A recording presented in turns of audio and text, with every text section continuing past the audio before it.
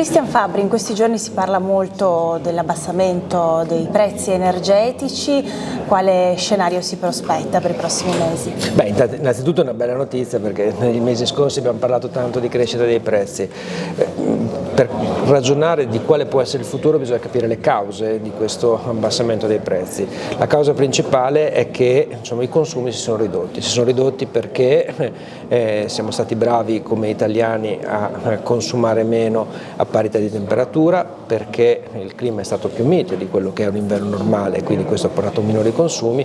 Fatto sta che, se guardiamo il 2022, nel 2022 abbiamo consumato il 10% di gas in meno rispetto all'anno precedente. Questo ovviamente significa meno gas che deve entrare nel sistema italiano, ma significa anche che oggi abbiamo ancora più gas di quello che avevamo un anno fa negli stoccaggi, quindi ragionevolmente a marzo finiremo l'inverno con 4 miliardi di metri cubi di gas, che si confrontano praticamente con mezzo miliardo che c'era l'anno scorso, quindi circa il 5% di gas rispetto al consumo anno, che non dovrà essere immesso in rete, è comprato dal sistema Italia per l'estate negli stoccaggi. Questo è sicuramente una buona notizia, unita al fatto che gli interventi per aumentare i flussi di gas in Italia fatti l'anno scorso stanno dando i loro frutti e incrementando, e avremo da aprile-maggio un nuovo rigassificatore in Toscana, quello di Piombino, che sta installando Snam, che porterà 2 miliardi di metri cubi per l'estate e un altro miliardo circa entro la fine dell'anno, con l'inizio dell'inverno, per arrivare poi a 2 entro la fine dell'inverno. Quindi questo ci dice che a livello italiano la situazione sembra più tranquilla di quella dell'anno scorso. Stesso ragionamento si può fare a livello europeo, stoccaggi alti, anche nel nord Europa ci sono nuovi rigassificatori che portano gas in Italia, quindi l'attesa che noi abbiamo per il 2023 è che ci sia un minor difficoltà a portare il gas in Italia. Questo ovviamente si riverbera sui prezzi, che dovrebbero essere meno perturbati rispetto all'anno. Poi dipenderà molto dalla climaticità del prossimo inverno, se sarà mite o rigida come quella di quest'anno. E rispetto alla fine del mercato di tutela, il vostro gruppo come si pone? Ma noi oggi siamo operatori in questo mercato, storicamente siamo gli operatori sulla tutela in alcune città, sia sul gas che sull'energia elettrica. Oggi sono rimasti in tutela solo le famiglie, e la prospettiva è gennaio 24 per la fine della tutela. Cosa succederà? I clienti gas non si devono preoccupare, perché andranno in continuità col fornitore attuale. I clienti elettrici ancora non si devono preoccupare, perché verrà scelto tramite gara chi sarà il loro fornitore.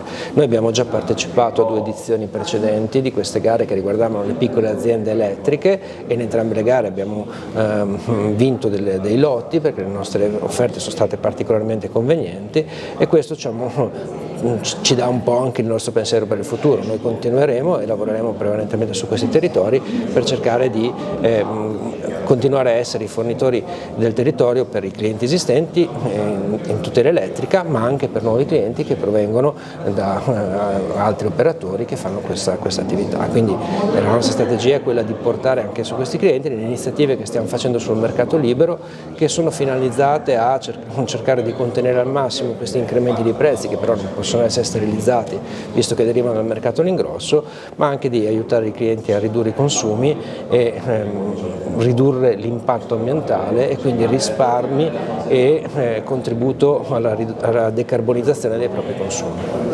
Siamo partiti con le buone notizie, quindi con l'abbassamento dei prezzi energetici, però ancora le famiglie subiscono il contraccolpo degli aumenti dello scorso anno. Come si risponde alle famiglie in difficoltà? Noi veniamo da un periodo di prezzi che sono stati via via decrescenti. Ci ricordiamo tutti che ad agosto avevamo un prezzo del gas che era 350 euro megawattora, oggi giriamo attorno ai 60 euro megawattora, e quindi un calo che è stato progressivo nei mesi. Le bollette che stanno arrivando ancora scontano prezzi dei mesi scorsi, perché parliamo di consumi dei mesi scorsi, e quindi noi abbiamo molti clienti che dicono: ma scusa, io sento che i prezzi sono diminuiti, le bollette sono ancora alte, ma perché perché arrivano i prezzi dei mesi scorsi che sono ancora più alti. Cosa facciamo noi? Cosa abbiamo fatto? Noi abbiamo visto che circa un 5-6% delle famiglie che serviamo, ma un numero simile anche per le aziende, trovano difficoltà a pagare le bollette, soprattutto quelle invernali, che sono molto alte in un periodo di tempo limitato, e quindi quello che diamo come disponibilità è la possibilità di rateizzare la bolletta.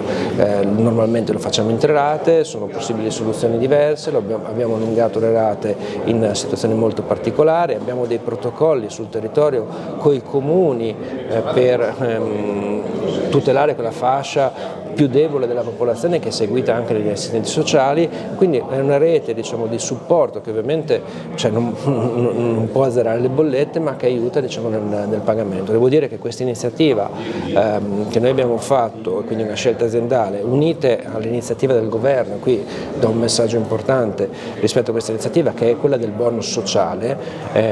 Ricordo ai cittadini che è possibile, per chi ha un reddito ISEE inferiore a 15.000 euro, attraverso la richiesta del calcolo dell'ISEE e il caricamento sul sito dell'INPS, ottenere dei bonus in bolletta, che sono anche bonus consistenti, perché sono diverse centinaia di euro su base annua.